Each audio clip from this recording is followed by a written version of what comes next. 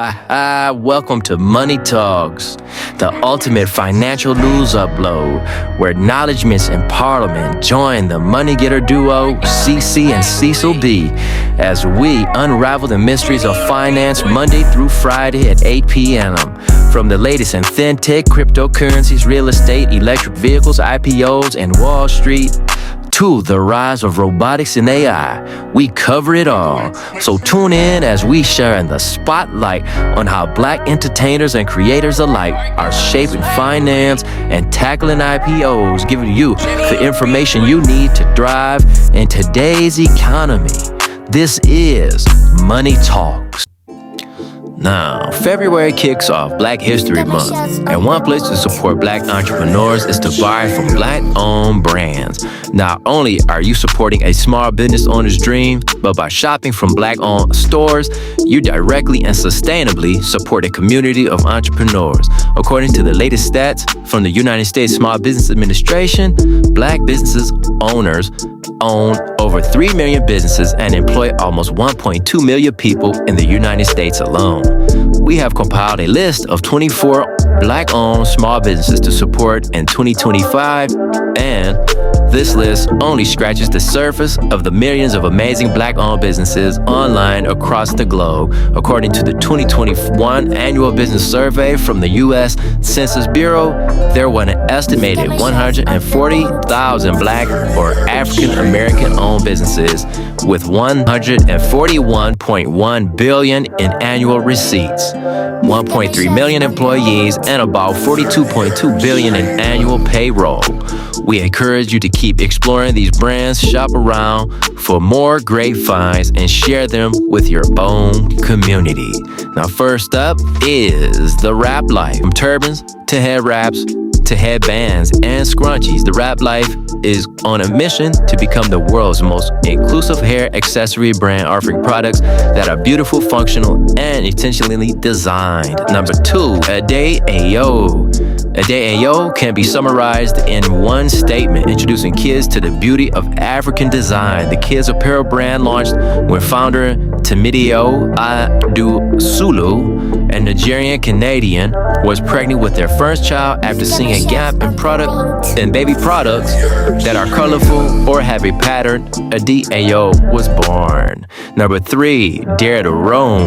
Dare to Roam was founded as a result of spending so much time indoors during the pandemic. Their line of everyday backpacks and gear are designed with antimicrobial technology to protect them from any type of weather or outdoor conditions wherever their customers dare to roam. Number 4, Roam Loud.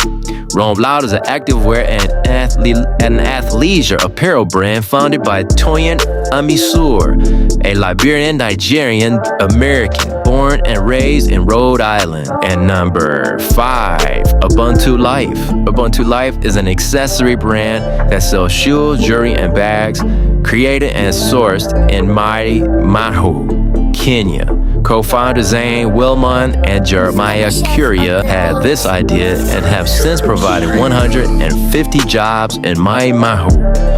What started 20 years ago as 9 women learning to sew on manual sewing machines has now transformed into a thriving social enterprise employing over 150 full-time makers.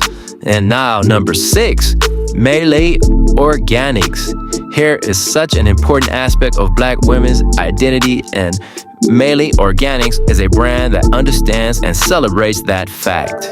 All right, number 7, Camille Rose Naturals.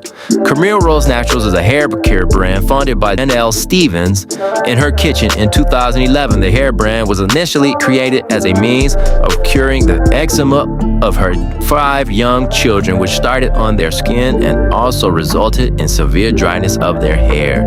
Number 8, Ottawa Beauty. Ottawa Beauty is a hair and beauty brand that is elevating the textured hair experience one wash a day at a time. And number 9, Oyen Handmade.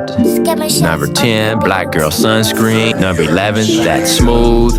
Number 12, Frederick Benjamin Grooming. Number 13, Organic Bath Co. Number 14, Weed for Black Women. Number 15, Kobe Co. Number 16, Jungalow. Number 17, Posh Candle Co. Number 18, Claire. Number 19, Weeball Sports. Number 20, Black and Scholar. Number 21, Adjourn Tea House. Number 22, Capital City Wing Sauce. Then up next, in investment bulletin news, the Dow takes a 300-point hit, yet weekly gains keep it fresh. Greed index still moping in the fear zone. The CNN Money, Fear, and Greed Index shows some easing in the fear level, while the index remained in the fear zone on Friday. U.S. stocks settled lower on Friday, with the Dow Jones Index dipping more than 300 points during the session. Shares of Tesla Inc. tumbled around 5%, while Nvidia lost 2% on Friday. However, major indices still recorded gains last week. The blue chip index gained around 0.4% last week, ending a 3-week losing streak, while the S&P 500 added 0.7%. The Nasdaq, meanwhile, rose about 0.8% during the week.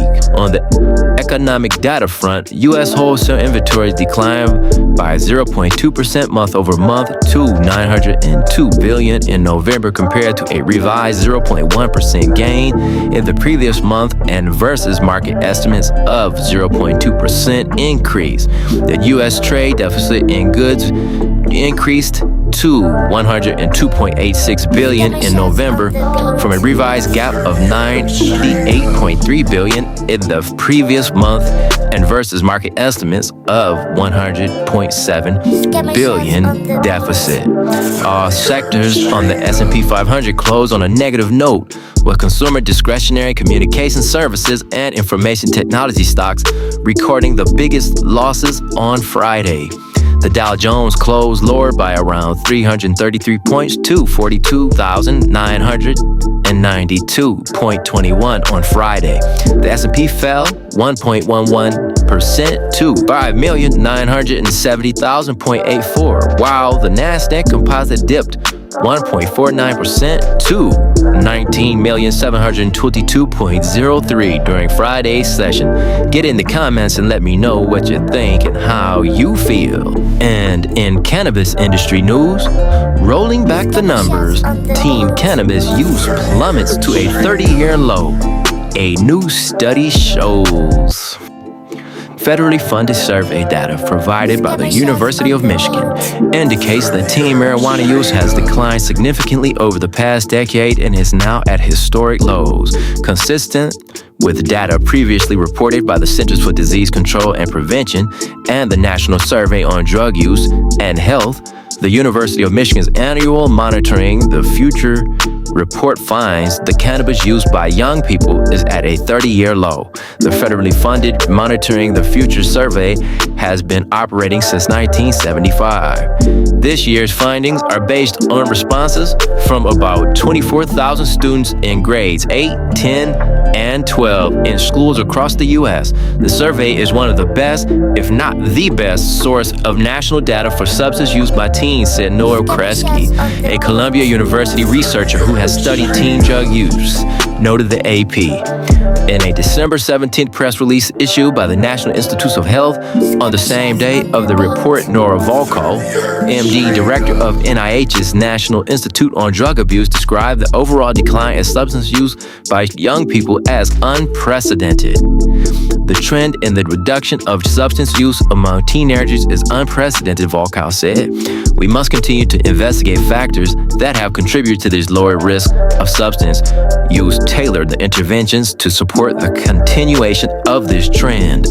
Over the past 10 years, during which time 24 states legalized adult use marijuana sales, the percentage of 8th graders, 10th graders, and 12th graders who reported having ever consumed cannabis declined 32%, 37%, and 23% respectively, according to the study. Sensational claims that adult use legalization laws are linked with greater marijuana use by teens are simply not backed by reliable data, said Paul Aramentano, Deputy Director of the National Organization for the Reform of Marijuana Laws. These findings ought to reassure lawmakers that cannabis access can be legally regulated in a manner that is safe, effective, and that does not inadvertently impact young people's habits. Get in the comments and let me know what you think in how you feel. 34 Listening Library YouTube channel for self-help shorts and audiobooks. Follow us on Instagram at 734 Miscellaneous LLC to continue our journey of growth and success together. I'll see you at the top. Holla.